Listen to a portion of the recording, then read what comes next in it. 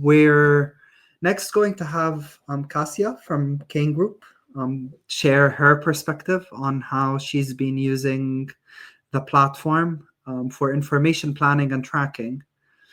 I know many of you here are using us for information delivery planning. But when I saw this implementation, it was actually the very first time that I saw a task team, like the supply chain, using it and using it in many ways as an internal task management system, which is exactly what TIDPs and so on and so forth are intended to be.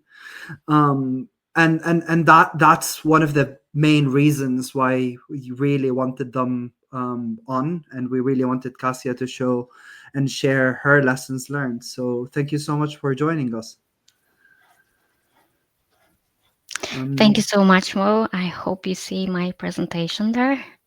Yeah, so I see you. I think the presentation is loading, so let's just give it 1 second.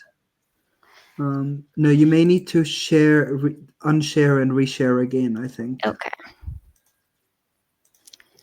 Sure, again.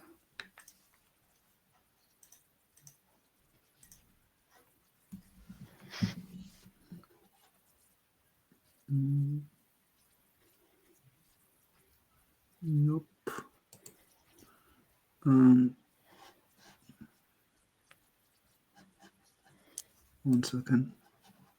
Okay.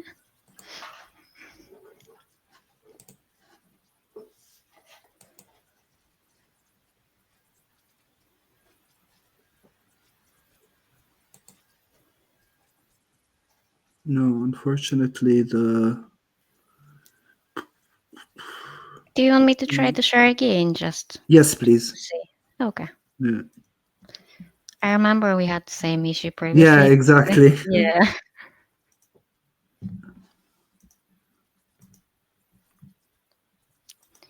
Okay.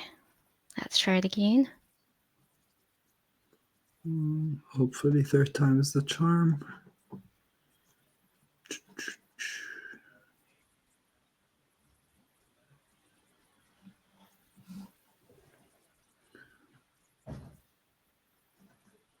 I think it may have worked. 1 second. No, I still can't see anything. Okay. 1 second. Yeah, we're on. Oh, happy days. That's lovely. Third time. Thank you so much. Looking forward to it. Thank you. Brilliant. So first of all, I would like to thank you all Morta team for invitation. It's a pleasure to take a part in a big committee day. And then I would like to say a few words about Kane. So what Kane is. Kane is an MEP building services contractor. We are employing in the region of 250 staff with offices in Northern Ireland, London, Birmingham, Glasgow, and the Republic of Ireland. Kane specializes in designing, developing, and delivering building services solutions across the UK and Ireland. And now just a few words about myself. So I'm design office manager, working in Kane about 6 years now. I spent 4 years in the document control, and then I was brought over to the design, where I'm now about 2 years. And since that, I started working on Morta. So first of all, I would like to start with why we moved to Morta from the Excel. So with the company growth meant more manual work and more mistakes. Additionally to that, the data spread was across multiply trackers and multiply folders. And of course, we needed to do all the data updates manually as well. And we were disconnected from the client data. On the other side, we started working on Morta. So all the manual entry was automated. We reduced all the errors and mistakes as well. We also now have one smart connected system that is all refreshed daily. And with the API integration, we can connect with the client data. So I wanted just to share a wee before how we were worked before we joined Morta. So this is a wee screenshot how it looks like. So what we can see here is the list of drones, list of the numbers. We can see list of the statuses, revisions, and all the project tracker as well with all the revisions and all the statuses. That was a manual input, manually colored, manual date input. Everything was manually. And also on the very bottom of the screen here, we have internal issue only, site team only, and withdrawn tabs. So if there was anything that we needed to move to the withdrawn, we needed just manually copy everything and put into withdrawn tab. Also, the issues that we had with the duplication. So sometimes it's happened. We had a duplicated drawn number, we had a duplicated description, and if anything was wrong about this table, then we had the wrong calculation. And if the wrong calculation we had, then we had the wrong reports. And there's nothing worse than go through each the revision, styles or date, and looking for that missing slash somewhere. So now I just created a weak graph how Morta operates and Kane.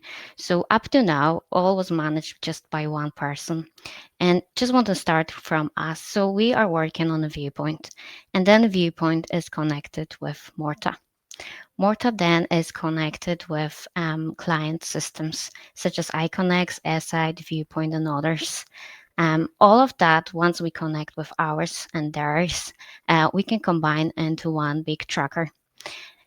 Then we moved everything to Power BI. So all the data from Morta was linked to Power BI, and we've created our reports.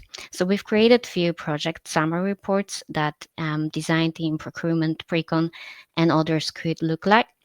And also we've created the client progress reports that are shared weekly to the clients as well. At the moment, Morta runs on 11 projects, and there's definitely room for more. But I want to come back just to the Morta itself now and just say that, and the plan was just to create an IRS. So it's internal release schedule. And that was just the idea to do that. Once we've created the big IRS, then I thought we might need more views of the IRS.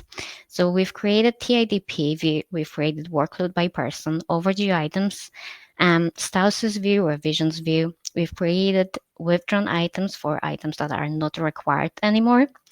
We've also created internal site team view as well and the dropline program.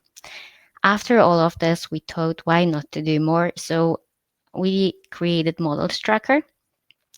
We also created the RFIs tracker. Then in the process, we are with the BCA compliance tracker and also with the procurement tracker. And all of this is used at the moment by about 60 users. Some of them are just a viewer, some of them are just a contributor. So just a quick summary, what Morta can track for us at the moment. So definitely design drones, technical submittals, revisions, statuses, internal and external ones as well. Can track the dates, team workload, RFIs, models, and the third parties information. And what we plan to track with Morta is the as-built drones. We also track offsite drones and also in the process BCA compliance too. So now I would like to just show you how this looks like in real life. So I'll go back on Morta. So this is how it looks, our typical project. First of all, if someone log into the project can see a quick help sheet. It's just a breakthrough of each of the folder, what they can find in them. Then we have a document called summary. So this is where people can access the project report. I will show the snip of the project report later on. But we also thinking about moving to the dashboards because we think it's a very good idea, and then the license to Power BI will not need anymore. Then we have our TIDP. So TIDP is our short version of IRS. What we can see here is just a list of drones and descriptions, and also we can see when we meant to issue the drone, when it was issued, the comparison of the revisions, and also the statuses, and all of that the client can access. So what is good about Morta is that um, we can give the login to the client external system, um, and they can log in themselves and see their fresh information every day, or you can export that to the Excel and send them over. And then we have the IRS. So I'm gonna just expand that here. So on IRS, it's the main table that we begin from. We can see here the list of the drones, the list of the descriptions. We can see when we meant to issue the drone, when we actually issued. Also, we split the drones by a person who is responsible for the drone. We have a document type column, we have a comments that we are updating on fortnightly meetings. And also from this stage up to the very end, everything else is automated. So there is no manual input needed. So first of all, we have the first issue date. And this is a date whenever the drone hit the external system. And that we get that date from. Then we have the Kane issue time. So that's the indicators. Then we have the comparison of both revisions. So we can see our revision in here, and also we can see the external revision too. And then we are sure that whenever we said we issued the drone, we actually issued and it is on external system. We also do the same with the statuses.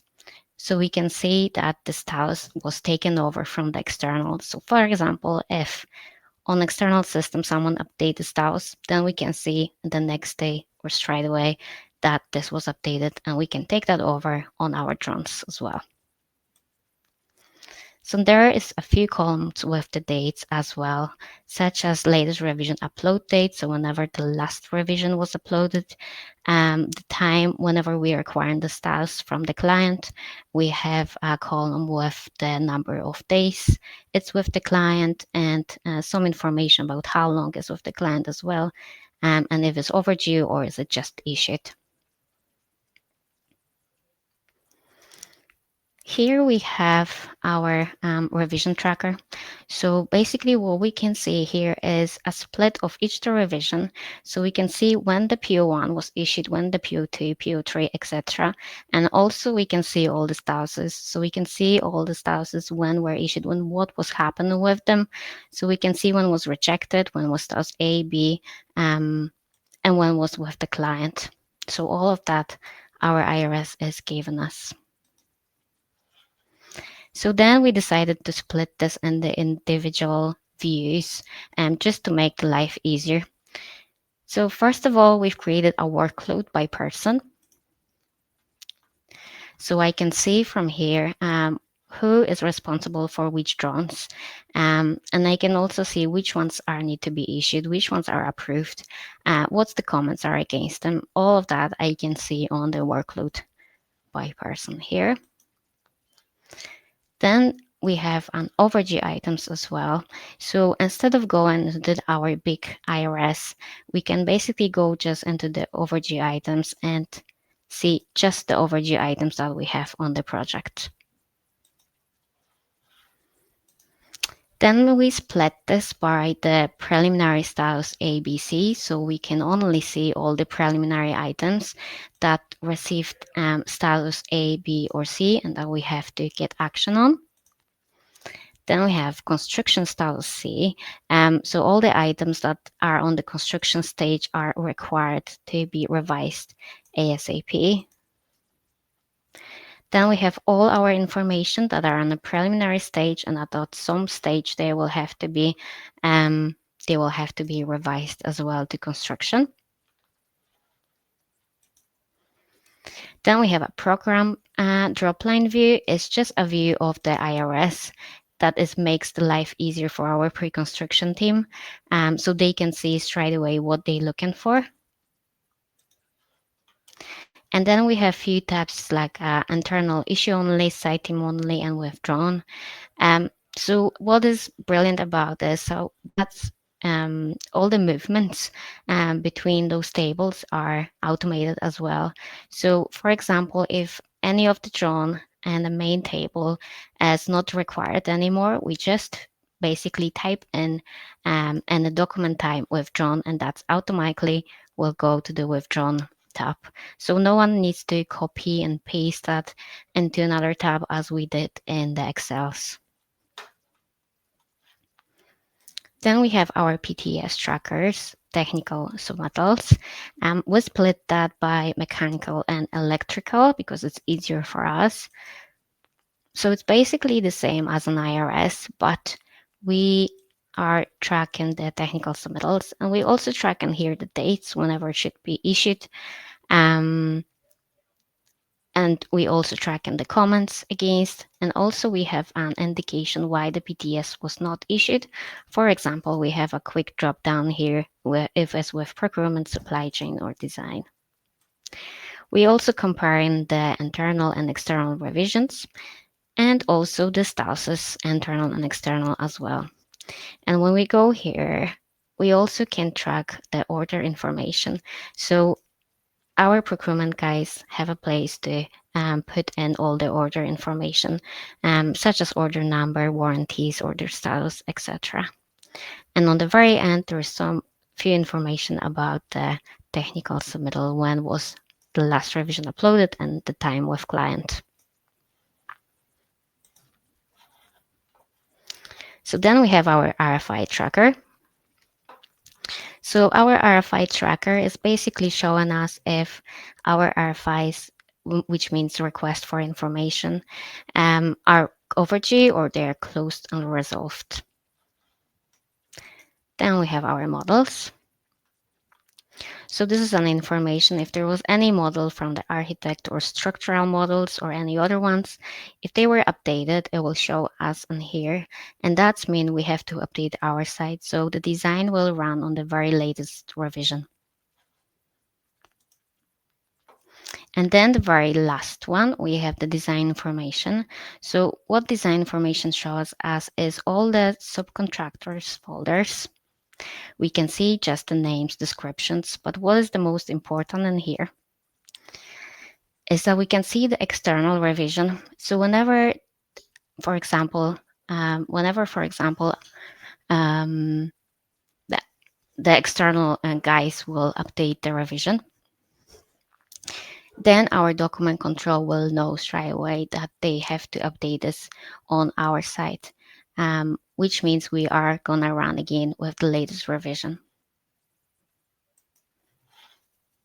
Okay, so that will be all about design formations. Just want to quickly jump back on my presentation.